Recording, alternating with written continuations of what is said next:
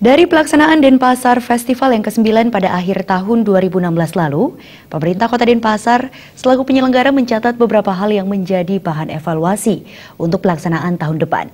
Satu hal yang menjadi perhatian yakni menyangkut harga kuliner, sehingga perlu adanya standarisasi. Pelaksanaan Denpasar Festival atau Denfest dari tahun ke tahun terbilang sukses, termasuk Denfest ke-9 tahun 2016. Ajang akhir tahun ini mampu menyedot pengunjung hingga membludak dari dalam dan luar kota Denpasar. Denfest juga mampu menggerakkan perekonomian melalui transaksi di semua stan, baik kuliner maupun UKM. Namun demikian, masih ada beberapa catatan yang dijadikan bahan evaluasi agar pelaksanaan Denfest tahun mendatang lebih baik. Di antaranya terkait harga kuliner yang dikeluhkan sebagian masyarakat karena dianggap mahal.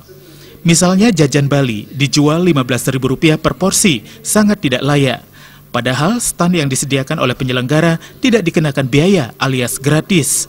Untuk itu Pemkot Denpasar berencana membuat standarisasi harga. Ini sangat bagus sekali, saya inginnya seperti itu, bahwasanya nanti ke depan untuk menstandarkan harga daripada masing-masing stan. Pemerintah menginginkan dengan adanya pemberian stan kepada masyarakat, terutama UKM, tentu kita menginginkan adanya harga yang standar, tidak harganya mengangkat harga yang tinggi. Kenapa?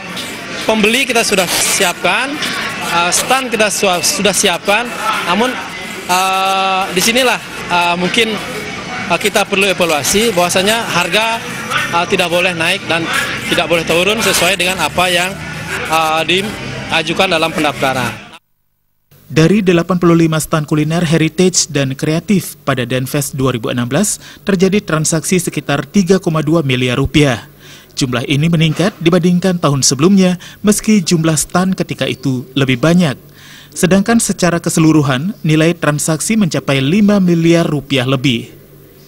Darmawan Bali TV.